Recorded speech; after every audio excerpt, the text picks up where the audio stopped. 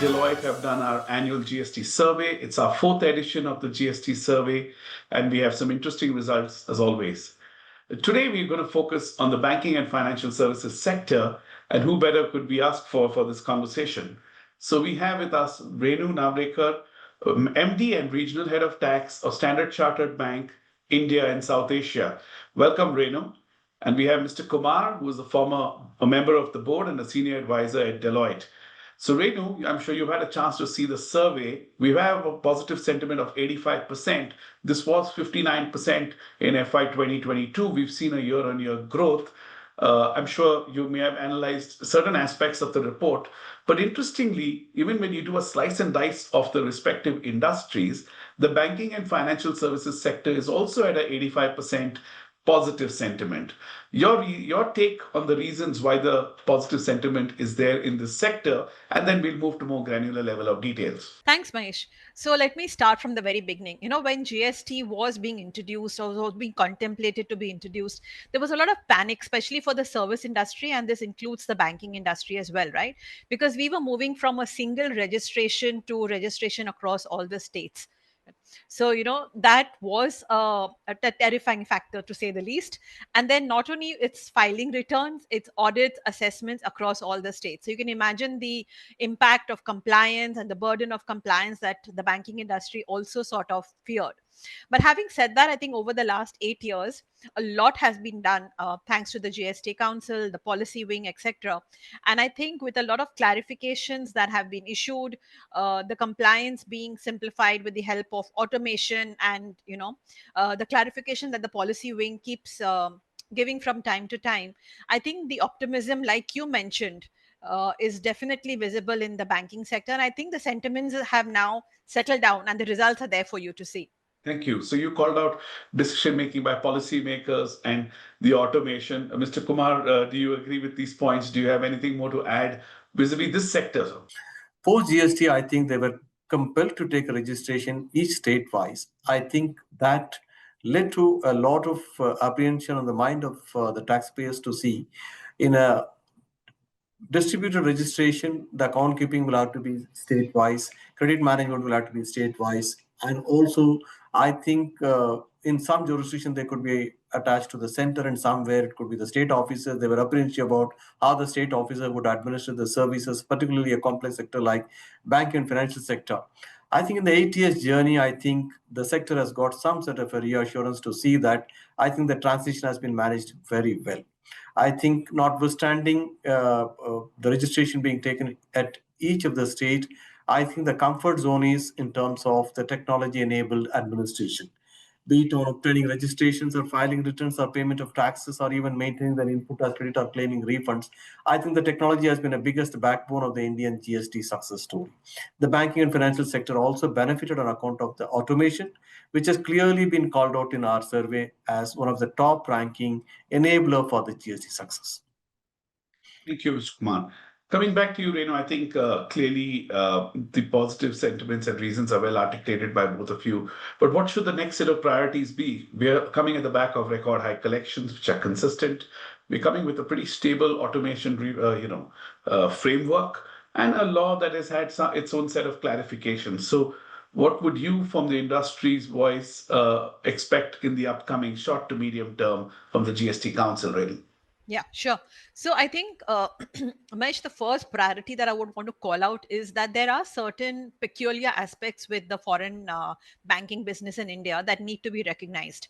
And I think the most important one is the parity in the tax regime with domestic banks, especially, where foreign banks are operating in a branch structure.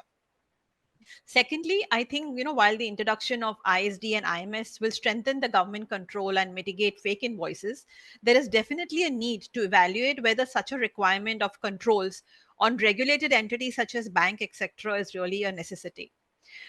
We need to not lose sight of the fact that each layer of incremental compliance, it impacts the basic theme of GST, what we call goods and simple tax. Okay.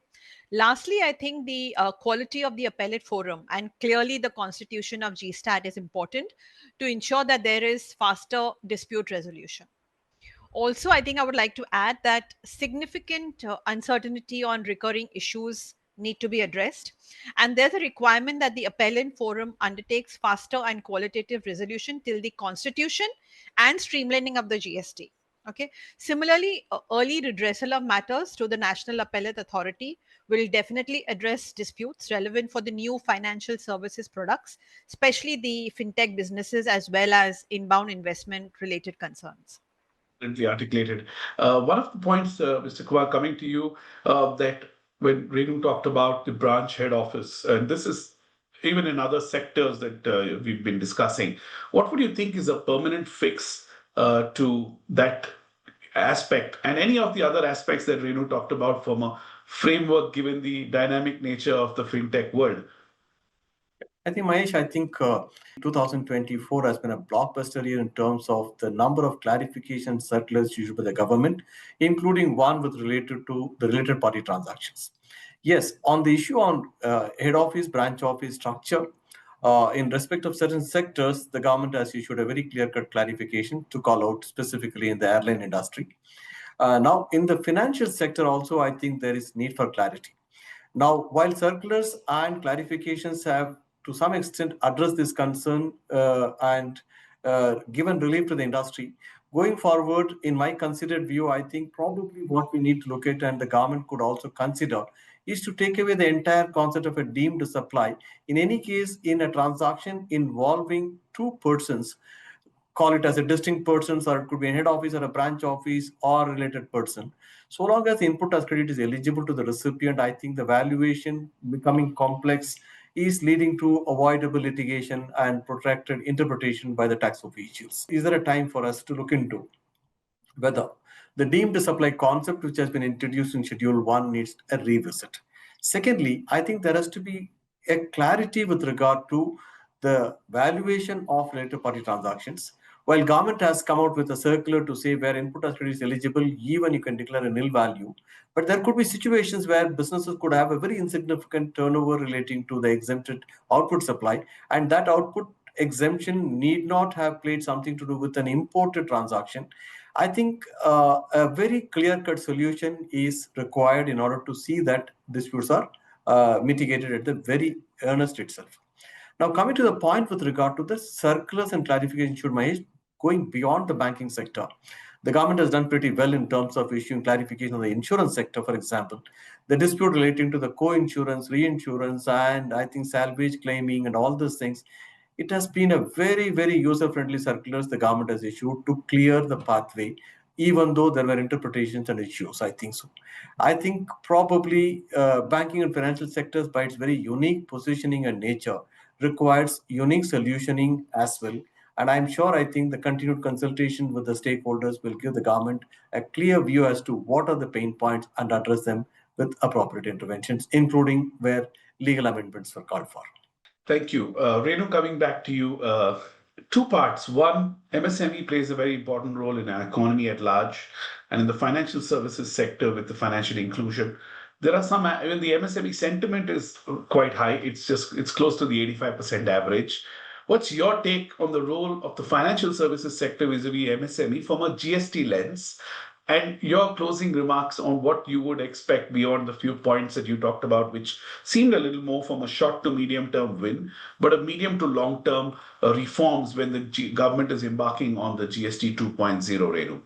Okay, so let me address the first question first. Okay, on the MSMEs being optimistic about GST. So the GST digital trail has legalized transactions for credit assessment, and this definitely helps in increasing the credit flow to the MSMEs. Okay, and as an active player in the retail and commercial lending space, we have seen the reliance on GST compliance data, especially for legal diligence of borrowing request. Now, requirement to make payment to vendors for securing ITC also helps early processing of payments to MSMEs. Okay, so this definitely benefits MSMEs. But while MSMEs and SMEs lack extensive ERP solutions, the easy to use GSTN systems and the well defined UI of IMS seems to be seamlessly supporting the compliance journey of these enterprises. Moreover, the GSTN initiatives and structure also helps to bring the entire chain in the formal economy through compliance by a single participant in the overall transaction chain. However, while these benefit the MSMEs, I would also like to mention that the e-way bill disputes and assessments end up delaying the supply chain, and thus there should be an easy redressal mechanism for such disputes. Moving on to the second part of the question as to the future, my final thoughts on the banking sector. Well, GST has created a robust tax regime and formally integrated almost all sectors in the larger Indian economy. I must mention, like I said even earlier, the banking sector has received encouraging response from the GST policy wing on dispute resolution by addressing any ambiguities in implementation of the legal provisions.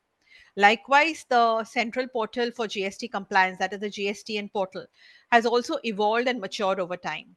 Real time status updates, better data visibility, and upload of assessment and litigation details have improved the internal compliance.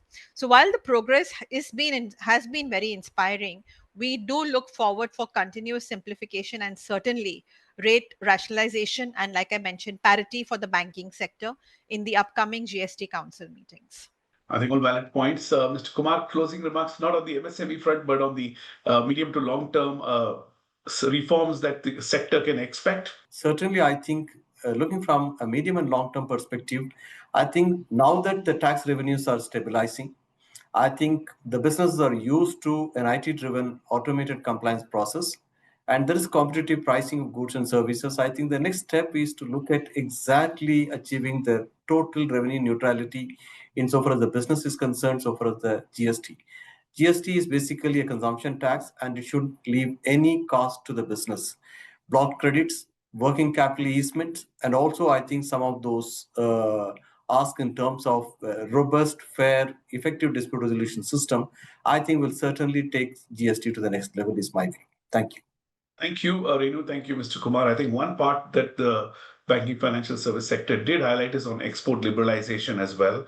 I think with that, we probably ticked all of the aspects that the survey has, and I think both of you have well articulated it. Thank you both for the time, and looking forward to further engagement. And I, as always, remain optimistic that all of what we ask for lands up coming, because I think we've got a government that's not only listening but acting. So kudos to the GST Council. Thank you. Thank you, Mahesh. Thank you.